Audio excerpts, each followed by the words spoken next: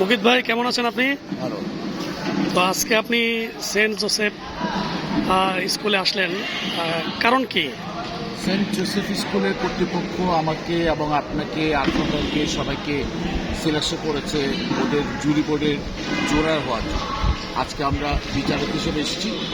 আজকে এখানকার স্কুলের স্টুডেন্টসরা বিভিন্ন অ্যাক্টিভিটিস করবে, সেই অ্যাক্টিভিটিসগুলো আমরা তারা কেমন করেছে, কেমন পারফর্ম করেছে সেটা জাজ করার জন্য আজকে আমাকে আপনার মতো চমৎকার মানুষকে আকাশদাকে নির্বাচন করেছে। আমাদের আফরন ভাইয়াকে সঙ্গীত আসছে, সবাই আসছে, সবাই আমাদেরকে জুরি বোর্ডের মেম্বার হিসেবে ওরা বলে।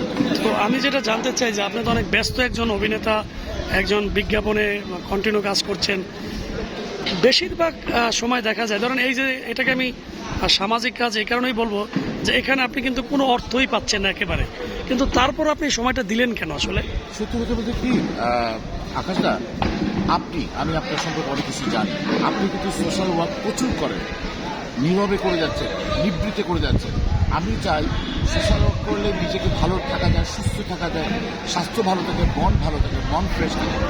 আমি ভালো থাকতে চাই। ভালো থাকার জন্য কিছু কিছু সোশ্যাল কাজ মাঝে মাঝে সময় বের করে করা উচিত। আপনি যেটা করছেন আমিও সেটা করছি, ওরা আনন্দ পাচ্ছি এবং আমার কাছে খারাপ লাগছে না। ধন্যবাদ মুকিত জাকারিয়া ভাই। একজন অভিনেতা আসলে বেঁচে থাকে তার কর্মের মাধ্যমেই। মরার পরে আসলে মানুষ দেখবে তার কতটা সামাজিক দায়বদ্ধতা ছিল তার মধ্যে, তাই না? তো সেই জায়গা থেকে আপনি খুবই চমৎকার একজন মানুষ। ধন্যবাদ যে আপনি আমাদের আহ্বানে সাড়া দিয়েছেন। থ্যাংক ইউ মুকিত ভাই, ভালো থাকবেন।